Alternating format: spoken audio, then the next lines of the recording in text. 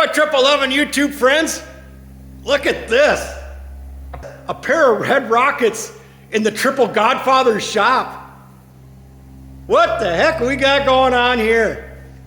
Well, I'm gonna start cleaning these things up, and I'm gonna talk about what is so special about these sleds and why they're so special to me. We'll go over the history, and we're gonna go over why I have them right now in my shop. Let's get after it. Let's start cleaning these old girls up because they deserve a good cleaning. All right. Well, I went and grabbed Trenton, and I'm gonna get this hood back on the 97. It is a 98 hood, but we're gonna get the hood back on the 97.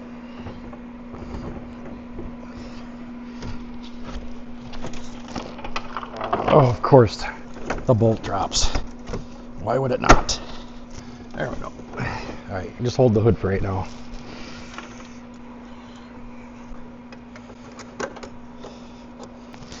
Of course, the bolt had to fall way down in here.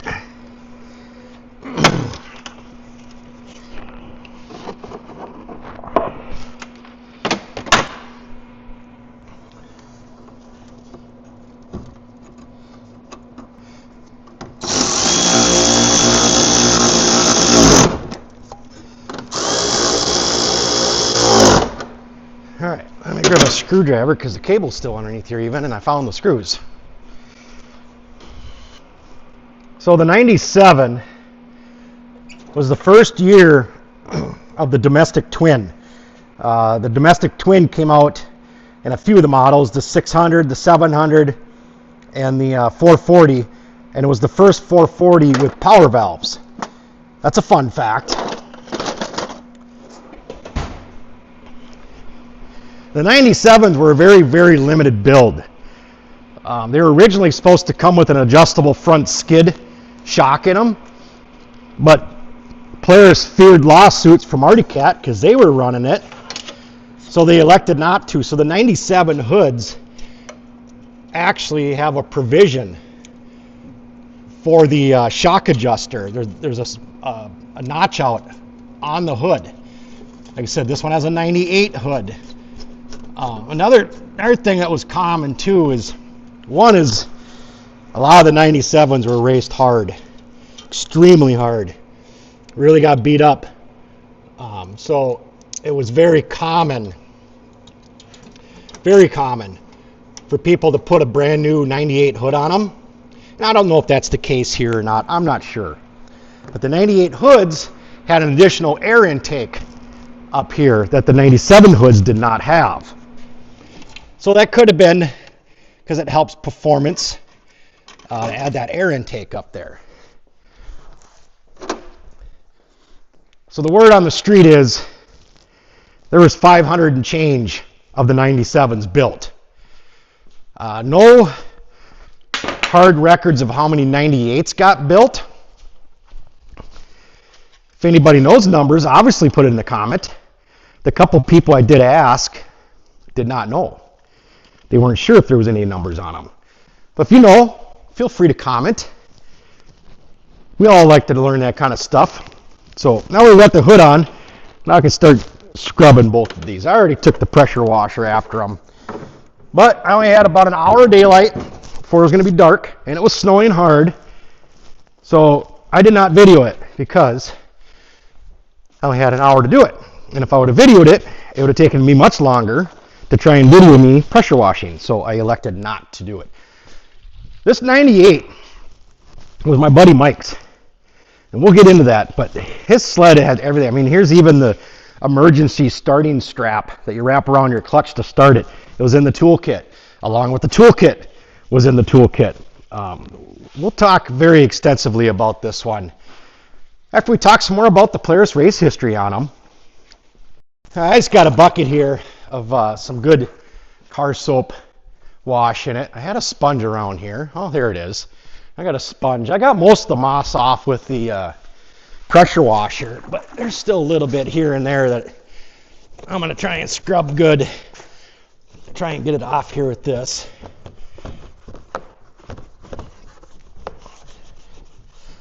I remember riding this sled when it was brand new. brand spanking new. It was the middle of the summer, 1997, in the summer of 97. My good childhood friend, Mike. And we were talking one day. He says, I snow checked a snowmobile. And even in 97, I was into triples. I had a 94 XLT, I had a 93 XLT, and 97, I had a 96 Ultra RMK that I actually took the paddle track off and just put a regular standard lug track on it because I flatland rode it Minnesota. So he's like, yeah, I snow checked an XCR 440. And I was just kind of, why? Because he had an XLT. And I'm like, why? Boy, you're kind of going backwards, aren't you? He's like, I guess they're the hot ticket. And I wasn't paying real super close attention of the 440 scene at the time. And it's like, no, they're a really, really good sled. They're really powerful and blah, blah, blah. I just took his word for it. Really didn't put much thought into it. He gets it. And first couple times he took it out, I wasn't with him. He took it to Michigan a couple times, and he had constant power valve issues, constantly gumming up. Like he'd only be able to ride one day, and he'd have to take them apart, clean them, lose so much performance out of it. And I think the fix to it is he ended up running a different oil than what he was running. And that took care of the gumming up problems. And then it would make it a couple rides before he had to take them apart and clean them. But I think he had, maybe 1,000 miles on it before I rode with him the first time. It was a trip to Silver Bay, and we went up to Silver Bay. Big group of us went up there trail riding. And we were going to ride to Grand Marais, and boy, that's a whole nother story in itself. That'd probably be a 3-part series for me to explain that whole shenanigans of a trip. It was fun, though. Woo-hoo! We had a good time. Let me tell you, we had a good time. But we're out riding, and God, every time I was on my Ultra, and I'm giving it. I was a pretty aggressive rider back then. I was young, fit, and kind of lived right on the edge, dangerously. And God, every time I look back, Mike is right on my tail on this thing right here, on this 440. He's right there. I'm on a 680, big triple. He shouldn't be able to stick with me. No way. Every time I look back, he's right there. Finally, after 20 some miles, it was just me and Mike out that day because the group wasn't getting up there till the next day. So it was just me and Mike riding. And we stop. He's like, you want to give it a try? And I'm like, sure. I says, you're right on my tail all the time. He's like, yeah, I was wondering when you're going to pick up the pace a little bit. And I'm like, I'm trying, but I can only go so fast. The woods is kind of tight and narrow. And Mike wasn't generally a very aggressive rider, but that day he was just ripping it, having a good time. I get on this thing, and he still has me leading, and I'm ripping. Now I'm out to prove a point. He's behind me on my big 680. Yeah, he could not keep up with me on the 680. I had this thing pinned to win in the woods, man. I was ripping through the woods. And we get up, maybe we went about 5 miles or so. I get to a spot where we could pull over and talk, and he's like, dude, I don't know how you ride this pig. He's like, this thing is like trying to throw a frickin' semi-truck around through the woods. He's like, I don't know how you ride this thing. I'm like, I don't know, you just gotta lean. He's like, I'm leaning, I'm hanging off the sled. He said, and you're just walking away from me. And I said to him, like, dude, that 440 goes. He's like, I said, that thing is so easy to maneuver and control and feels so light. I says, and it's got power. I says, that thing's a hoot. And he's like, yeah, he says, it's a fun sled. He says, this Ultra's a pig. Let's switch. So we switched it up. And that was good times. That was fun there.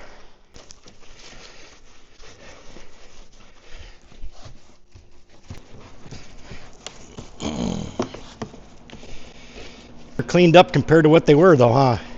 Yep. They didn't hardly look red when we first brought them in here. They had like a 3-stage red paint job on them. And they had like yellow graphics in the XCR 440 were in yellow. And like I said, on the top, they were cut out up here to accept that adjustable front skid shock in these. And then they had a different air intake also. This kind of, I think they call the snorkel air intake. And I've had a few friends give me some information about these because I know nothing about them. Brad was very helpful. Brad was very helpful in a couple different ways. And you're all asking, why does the Triple Godfather have a couple twins in his shop? And where did he get them and why does he have them? Here's the story behind it, and hopefully I can get through this without tearing up, because this morning as I'm thinking, what am I going to say in this video about these things? It was tough. A lot of memories came back in a hurry, especially about this one right here. So here's the deal.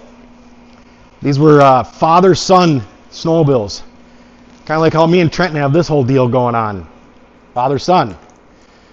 And this was my lifelong friend, Mike. This was his sled. He bought it brand new.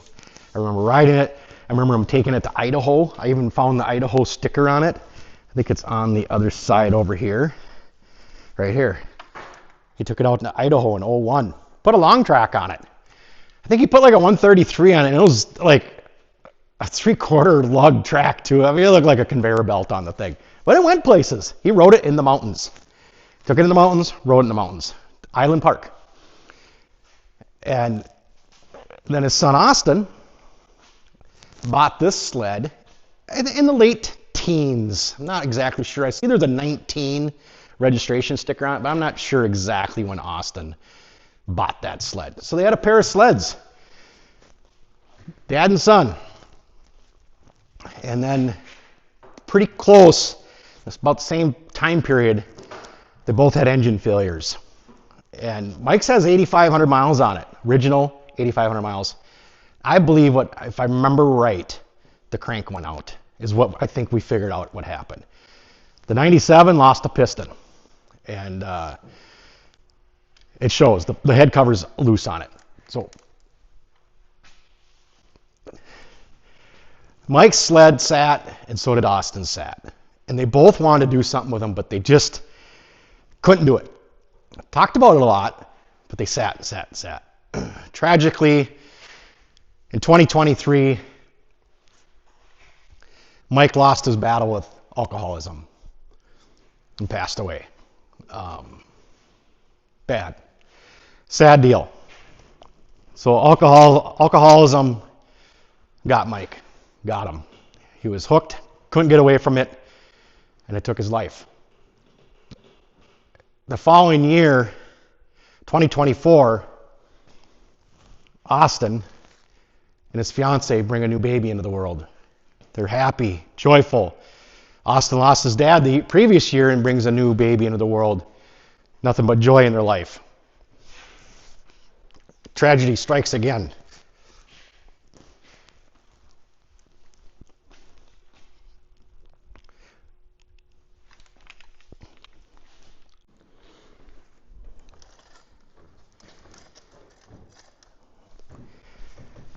All right, I had to take a minute on that one while I was trying to explain that. So 2023, Austin and his fiance lose their child to SIDS. Tragic. I'm sorry, 2024. Austin and his fiance lose their child to SIDS. Tragedy again. It hit Austin hard. Year before he lost his dad. Following year he loses his newborn. Couple month old. It was a couple months old, and Austin was devastated. And he turned to the bottle, medicated himself. And he did what he had to do. And it was terrible. Again, it was not good, alcoholism. And late summer 2025, just this past summer, we lost Austin then too, to alcoholism. Terrible, absolutely terrible. That brings us to now. Why do I have these sleds? Now you understand why I have them. Because of that. I'm helping the widow out. I'm trying to help out after Mike passed away. They were divorced then. So I'm trying to help out Mike's ex-wife, and I'm trying to help out Austin's mom. And I'm trying to do what Mike and Austin wanted to do, but they just never initiated it, and they just couldn't do it. And that is to get them back to how they were. When they remember them, when they got up to ride them and trail ride together and have a blast on them. That's what I'm trying to do. So that's why I have them. But here's the other part. I can't do them justice. I don't have the parts. I don't know who has parts. I do. But they're not going to give up parts. And so I thought, well, what can I do best? Because, you know, I thought the best thing I could do is sell them. Sell them to somebody, sell them together, and sell them to somebody under the agreement that these two are always staying together. Not just when they buy them, but always. They're always going to stay together. Because that's how these sleds were, and that's how they were going to be. They were always going to be together. Just like how Mike and Austin and their little baby is now. They're together. And that's how these sleds are going to stay. So I reached out to a couple people that know a lot about these sleds and that are collectors of them. And I offered one guy in particular. And he said he'd love them, but he currently already had 3 of them apart, working on them, restoring them. He's like, I don't know when I'd get to them. And I could have, you know, I could have bought them, and, you know, and that would have helped her out. But I didn't want to just put them on a shelf, and then there they sit. So that's why I thought, well, sell them. The best thing I could do is sell them, and she gets all the money from the sale. And I would have given her fair. I already had a couple people give me a fair estimate on what they should be worth. And that's kind of the numbers we went off of to the buyer. And he's very knowledgeable on them too. He gave me a very fair offer on them. And we agreed on a fair price. Because like I said, you're not buying one project here, you're buying 2 projects. And both 2 projects that are very hard to find parts for. But he's got the parts, so he's the buyer for them. Now all the money, you know, it helps her. It helps her with all the expenses and stuff that she incurred over all this. And that's where all the money for these are going to. And that's why I did this, is to help somehow. And, you know, I'm doing what Mike would have done for me. If I would have gone before Mike would be doing the same thing. So then I asked for his help, and we'll just call him Brad. We'll just call him Brad. I don't know if he wants his name used or not, but we'll call him Brad.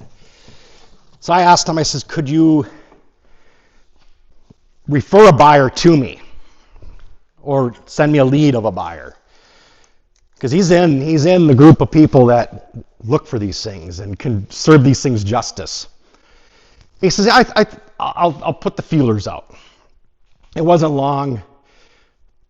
Brad got back to me and says, I think I got a guy for you. So he gives me the number. I call the guy, I explain the situation. He's like, yep. He's I'll honor it. They'll always be together. He actually has the parts. He has an engine for this one sitting on the shelf. He has an engine for this one sitting on the shelf. And he has 2 NOS seat covers, one for each one. on his shelf. He's the guy. He's the guy for these sleds because they don't need a full restore. They can be ridden as is. I would suggest, and I think he's probably going to do this, but I would blow the suspension off, redo the shocks, you know, re-zinc them, rebuild them, powder coat all the parts, put the suspension back on, go through all the bearings and stuff, and give them a freshen up. I don't think they need to be tore all the way down to the ground because I think he intends on trying to ride them. So I don't think they need to be tore all the way down the ground, and I don't think he thinks it either. So it'd be great for a guy like that to own them, to treasure them, to put them in his collection, because he has other ones too. And that's the kind of person for these sleds. And so he bought them. We talked about it. We agreed on a price. He bought them. So what I'm doing right now is I'm doing what Mike and Austin would have done, is they would have cleaned them up before the buyer showed up for them. And that's what I'm doing. Mike was very particular on his stuff, very particular. I mean, that's why his sled looks so dang nice still, with 8,500 miles on it. He was very particular with it. He always cleaned it, and he always cleaned the exhaust valves. He always took care of it. And so that's why I'm here right now, doing what I'm doing to him, is because there's a new buyer for him. He's coming to get them. He's already paid for them, and I want to clean them up and make them look nice. He's already had all the pictures. He's already bought them. I don't have to do this, but I think it's the right thing to do. Another person that's put a registry together is Sean Bruce. He's on Facebook. I'm going to put a link to, he's got a registry for the 97s. So if anybody watching this video has a 97 and you don't know about this registry, he's got a registry for you to register your 97 on there. Because it was, like I said, 500 and change. I think it was 590 something. I could be off, but if you know, please comment. Put how many they did make. And same with on the 98s. I understand it was a lot of those made because they were offered to the public then. So you could snow check them like Mike did. They weren't just for the racers. They were offered for the public. So that is the story behind the XCRs. I hope I covered it all. I hope you guys enjoyed the video. At this time, a lot of times we start up a sled. These two we can't start up. It's not going to happen. I enjoyed while they were in my shop. A lot of memories. Like I said this morning, I was trying to go over what I was going to say in this video, and it was tough. And partway through the video, it got it got really tough for me, so I had to stop it. So, yeah, that's the story behind the Red Rockets, and I hope the new owner enjoys them as much as I would have enjoyed them if I could have gave them the proper home. Thanks for watching, everybody. Please subscribe if you're watching my videos. My videos almost always get more views than what I have for subscribers, and it doesn't cost anything. Just click on subscribe, and please give it a thumbs up and comment on anything you know extra about these that I didn't cover. Thanks, everybody.